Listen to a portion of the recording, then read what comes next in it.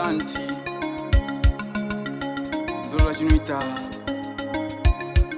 Kuma Sparks Dolo Zim Reality I JT Fugama uti Mwari ndipei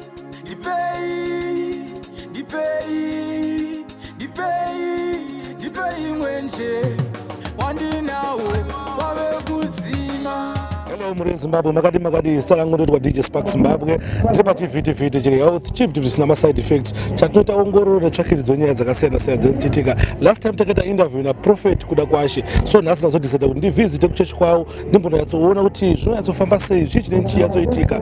Vanhu vari kubatsirwa sei. So nazowana vanhu kuti nditaure navo, ndimbonzwisisawo kuti matestimony avo akamira sei, vakabatsirwa sei nezvinhu zvavangasangana nazvo muupenyu. Ndosaka tichiita maprograms akaita kuti vanhu vazive nekuona rubatsiro pamatambudziko akasiyana-siyana anenge achisangana mukati muupenyu. Saka zuva ranhasi ndichadaidza first munhu atakwanisa kutaura naye tichidiscasa tichionesana kuti dambudziko ravo ranga rirei uyezve testimony yavo yanga iri yei ende vakazobatsirwa sei kuchechi kuVictorious kwaProphet kuda kwashe Jose. So muri Zimbabwe right now ndajoin mwana Amai Vakafurutsa vanobva kumarondera da kuti vatsanangurawo zvaisangana nazvo mukati muupenyu hwavo. Makadi mama ndiripo makadi zvenyu. Awa isusu tinofara kuti uri seupenyu. Aiwa upenyu huri kufadza, ndiri kufara zvikuru nezvandiri kuitirwa naMwari. Dambudziko rakaita kuti ndiuye kuno kuchechi kuVictorious, it was a spiritual husband. It would torment me zveupenyu hwese zvekuti my marriage yakatoaffectwa ikatokanganisika. Saka ndozvakazoita kuti ndiuye kuno, but ndauya kuzonamata tichiri kuMbare ndakangosiya bhegi tabva kunamatirwa water of testimony, ndobva rangosara mumota zvese, makii, chitupa nemari nehembe dzemwana dzakanga dzirimo ndichibva ndadzokera kumarondera. Ndazogara bandadzoka bandauya bandaudza Prophet kuti ndarasa zvinhu zvese zvandanamatirwa ndina chandinacho. Prophet vachibva vati muchazviwana, but pasina 3 months ndakabva ndabirwa futi rimwe bhegi rine foni nezvese nemari, ndikatozoita mari yekupiwa. Saka ipapo spiritual husband yaisindeiataka yanga ndisisa experience all those things. Ndaisarara ndaigona kuti I think if I remember very well ndakapedzisira kurara ndiri grade 7 ndiri mwana mudiki. All along upenyu hwangu ndaingoedzerwa usiku hwese ndakasvinura ndichingofunga ndichingotambudzika ndichinetseka. Asi ndazoshaya futi bhegi rechi2 ndakauya ndikataurira Prophet vakati muchazviwana, handina kuzomboita shungu nazvo. Bhegi rechi2 rakazobiwa muna May, Prophet vachibva vati ndichariwana. Ndakagara May, handina kuregedza kuya kuchechi nekuti ndakabva ndaudza Prophet ndikati I think this is just a frustration yekuti ndiregedze kuuya because pamwe pacho ndaitomboshaya mari yekuya kuno kuchechi ndogara kumarondera. Asi ndakashingirira, ndakazogara kubva February, March, April, May, June. Musi wa27 October ndakafonerwa ndaenda mbokosha mari yangu ndichibva kubasa zvanzi uyai kumapurisa. Ndakavhunduka kuti ko kumapurisa kwaitikei, asi pane mwana wangu ane zvasangana nazvo. Zvanzi uyai mutore bhegi renyu nemari nechitupa nezvese. Ndakasvika kumapurisa ndikaseka, vakati chitouya yakabva ndidhiraivha tikasvika. Ndikati muri kutaura bhegi rekuita sei? Bhegi rine more than 9 months ndisina. Ndakaripiwa bhegi iroro hama dzangu riine $12 US dollars ne195 bonds nechitupa changu nezvese. Chiri kundinetsa adresi nezvese zvazvirimo, but munhu akanga ine zvinhu haana kumbofunga kundipa, only to discover kuti bhegi rakanga raendeswa kumapurisa muna October imomo. Saka pandakaedza kubvunza vakuru vemo vatori nemasters 3 ndikati ko bhegi rakambenge riri pai?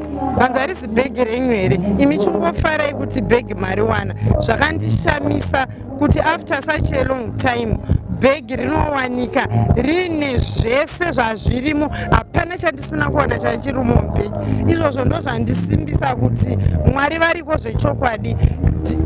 Delay is not denial. Mwari vakazviita muupenyu hwangu. Ndakashaya bhegi kubva muna February ndikawana zvese nemarara akanga ari mubhegi imomo handbag iyoyo nemachira nehembe nemari nezvese. Chitupa ndatomboita 2 times ndichida notora chitupa ndichingodzokera paqueue, asi zvese ndaanazvo. Ndinoda kutenda Mwari naizvozvo. Alright, maita basa mama, but ngatine mubvunzo ngada ndikubvunzei. Ndakunzwa muchitaura kuti imimi musinganyatsorare, ndafunga muri grade 7. Prophet akati dambudziko ranga riri chii? Prophet pandakaenda ndaida kutonamatirwawo zvimwe prophet ndisina kumbotaura vakanditi mune spiritual husband. Spiritual husband inoda kukonzeresa rufu rwenyu, asi vanhu vamwari izvezvi ndandaruda kudzokera futi kuna prophet kuti prophet marariro andakuita ndakwatya, ndichatobiwa ndakarara, ndiri kurara kunge kabheibhi, handizive marariro ekuti ndikasatoseta alamu ndiri kutadza kumuka ndichinamata, zvekutongovhunduka kwatoedza, ndiri kurara hope dzinotyisa zvokuti ndakutotya kuti marariro acho ndofunga ndauda kutonamatirwa futi kuti hope dziya dzanyanyisa prophet, ndanyanyisa kurara kwacho. Ndanzwa kufara kana muchinge muchitaura kuti zvoni dambudziko ranga minaro rekusarara, because I think it's very difficult kuti munhu ararame upenyu asingarare. Ende uyezve spiritual husband is now a thing of the past, handichatomboona kana uye ndaita mamwe madzikirira ekuti ndaishaya kana zvokuita kunge ndichatozviruma rurimi ndichiedza kushedzera ndichitadza, but kubva zvandakauya muvictorious handichazive chinonzi dzikirira, handichazive chinonzi spiritual husband, uye zvekudzoka kwakaita bhegi nezvese it means restoration upon my life pane zvese zvandakabirwa newakaipa. Amen. Alright, toda kutenda Mwari, Mwari kukuitira zvakanaka. Chinoitika ndechekuti ndinoda kuti kunzwisisa, saka ndakuramba ndakumama questions akuramba achiuya. Urati amai, pane dambudziko rinoita vanhu vamwe vanogona kunge vaine madambudziko akafanana amaisangana naro asi vasingazive kuti vatone spiritual husband yavainayo. Imimi mainyatsonzwa chii kuti mune spiritual husband pane zviri kuitika pamuri?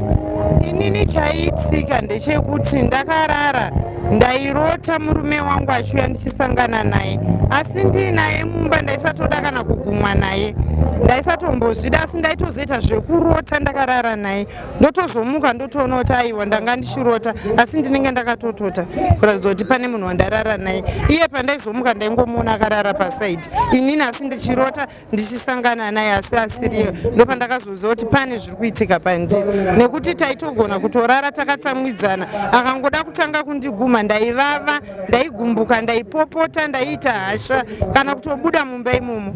Ndozvaiitika, ndopandakazoziva kuti izvi ispiritual husband hazvisi zvega, nekuti kurara naye physically panyama yangu ndaisada, ndaitozoita zvekurota. Pandaizomuka ndopandaiziva kuti pane zvanga zvichiitika pandiri.